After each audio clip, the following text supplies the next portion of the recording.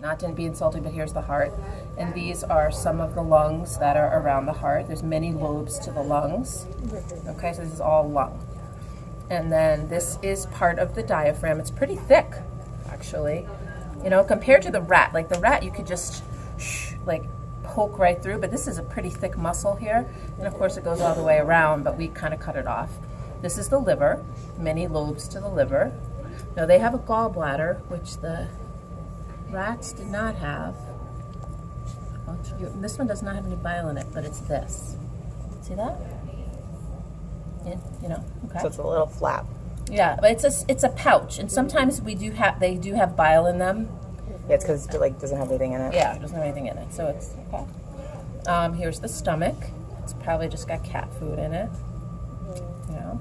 Here's the spleen. It's a relatively small spleen. Okay. Then we go to small intestine and mesentery. Remember we saw that in the rat. And then the cecum, which is not as striking as it was in the rat. Remember, it was so big. And then large intestine. Okay. Here you have two kidneys. Remember, they're retroperitoneal, and so they have to get like backed out. This is a lot of body fat back in here. Just showing you. Okay. This is a female. This is the uterus, uterine horns. Cool. How cool is that? And here's the bladder. Big, but there's nothing in it. Okay. And again, she's like me. She's got like little chunky fats everywhere, okay? All right. So that's just like the overview. Okay, so remember the arteries have been injected with red latex and the veins with blue latex. Okay. And anyway, when we start at the heart here, here's an auricle, and here's another auricle, just so you could see that, because we learned that on the heart models. They look a little, this one's smaller, and this was the pericardial sac that they had to take off. Very, very, you know, not as thick as the diaphragm, but pretty thick, hard to break through. You know, it's like definitely not as thick as the dura mater, remember, around the brain, but pretty thick, right? So they had to take that off so we could really see the heart. Okay. Now for me, the best way to see the vessels is to move the organs and structures to the cat's right. So you'll see that in most videos, that's what I've done. I've kind of pushed things to the right, and then you can kind of, you know, go straight down most of the time. But when you do that, okay, and you're looking right at the heart, the very first part coming right out of the heart, right here, is the ascending aorta. And then that becomes this, which is the aortic arch. And then you continue down, this is the descending thoracic aorta. So does everyone see that? Ascending aorta, aortic arch, descending thoracic aorta. And the descending thoracic aorta goes pretty far down in the cat. It's going to go down past the diaphragm. And the diaphragm's probably going to be to about, like right around here. I mean, here's part of the, I think where the diaphragm was. So it's pretty long. They have a long thoracic cavity compared to us, right? Now in the cat, off of the aortic arch, there are two branches. This first branch, from here to here, it's very small, just right here. This is the brachiocephalic artery, or branch or trunk. Brachiocephalic. Brachial means arm, cephalic means head. And so this has actually 3 branches off of it, which are clear to see on this cat. Let's go like this. See the 3 branches? It has the cat's left and right common carotid arteries, bringing blood up to the head.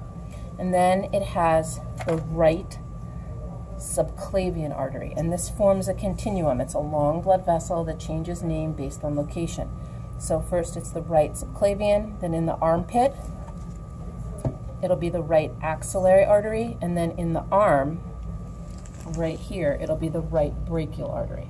So 3 parts, closest here subclavian, furthest away brachial, and armpit axillary, SAB. Subclavian, axillary, brachial. And then it'll branch to radial and ulnar, but we don't do that in the cat. Okay.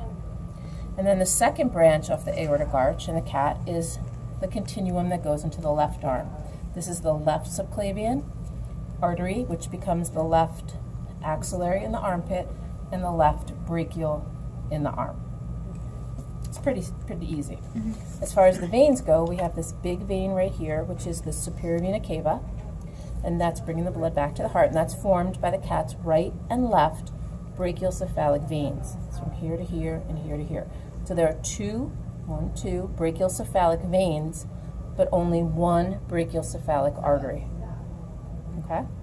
The brachiocephalic veins are formed by the two jugular veins that drain the head and neck. These, jugular, this one's broken, right? And then the continuum in the arm. This one's broken, but it would be brachial, axillary, subclavian. It's broken. Yeah, So the brachial. jugulars branch upward. There's an internal and external. But I just need you to write jugular. Okay. Okay? Even for the human, just jugular. So it's brachial, axillary, subclavian. All right? Right while we're in the arm, I saved this on purpose to show you that these are nerves. I don't know if you saw that on videos. And remember, nerves are bundles of axons in the peripheral nervous system. All this connective tissue around them, and arteries, veins, and nerves tend to travel together. And I can lift the whole cat up by just a nerve in its arm. That's how strong it is, just because of the connective tissue. It's kind of cool. When we look at the heart, though, I just want to go back here and show you. Remember, this is the ascending aorta, aortic arch, descending thoracic aorta. Right inferior to that, this is the pulmonary trunk. That's always on my lab quiz. See this one, pulmonary trunk. And sometimes you can see pulmonary arteries and veins. Remember, they're opposite colors, but a lot of times the latex doesn't go through to that in the cat, so I always ask that on the human model. But this, you should know, pulmonary trunk, this is the aortic arch, and inferior to that is this pulmonary trunk right here. It's flaccid right now, there's nothing in it. So you're not going to ask that about the cat. You're just going to ask that on the human. Pulmonary trunk, I'll ask on both. Okay. But the pulmonary arteries and veins, I'll ask on the human. Okay. This is the azygous vein. It drains the thoracic wall, all in here, and dumps into the superior vena cava. It's the only thing that I would turn the cat organs to the left to see. Okay, so that's kind of easy. The inferior vena cava is right here, and it's going to go straight down. Okay, so let's look here. Okay, so now this was the descending thoracic aorta. And then after the diaphragm, it becomes the descending abdominal aorta. Now, the descending abdominal aorta has 4 branches that I need you to know. 4 major branches, okay? This first branch right here. This is the celiac trunk. It brings oxygen and nutrient-rich food to organs of the digestive system, and it has 3 branches off of it. Hepatic, gastric, splenic. So, if it's a good day, we can see all 3. And what does that come off of again? The celiac trunk, No, before that. the descending abdominal aorta. Okay, so this is the splenic. It's going to the spleen, but it broke. So this would have been where it was attached, okay? So that would have been the splenic. And see these other 2? This one goes deep up and like kind of behind, and that's going to be hepatic, going to the liver. So you really can't tell where it's going right now. And then this one, the middle one, is going to the stomach. You can see it goes right here. So hepatic, gastric, and the broken one is splenic. Okay? The next branch of the descending abdominal aorta is the superior mesenteric. That goes to the small intestine. So you can just tell because if you move it, the small intestine are going to move. Okay? The next branch goes to the kidneys, so this is the renal artery. There'll be one on the other side. And the 4th branch is going to go to the large intestine. That's the inferior mesenteric. So it's 4 major branches: celiac trunk, superior mesenteric, renal, inferior mesenteric. As far as the veins, like the superior mesenteric vein or such, you can't see any of those because of the digestive system, because the latex can't go across the walls of the organs, but you can see the renal vein, no trouble, right? So this continues down as the descending abdominal aorta. So when we get into the hip here, the descending abdominal aorta branches, and it branches to the cat's left and, this side, right external iliac arteries. This forms a continuum. The external iliac artery becomes the femoral artery in the thigh and the popliteal behind the knee. Okay? We usually only go down the left leg, but it's the same thing on the right. And then these little guys that go in deep here, these are the internal iliacs. Okay?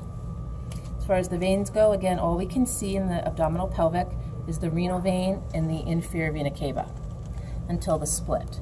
Okay?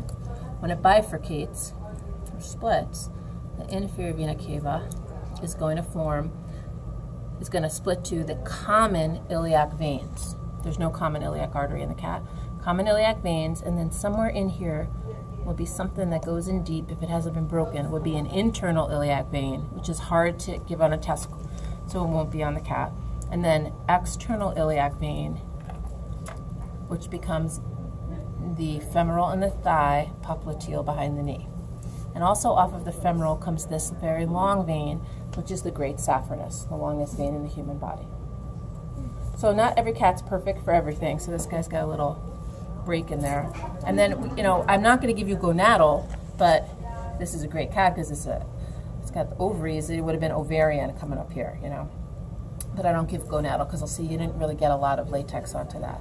Only give things that are visible.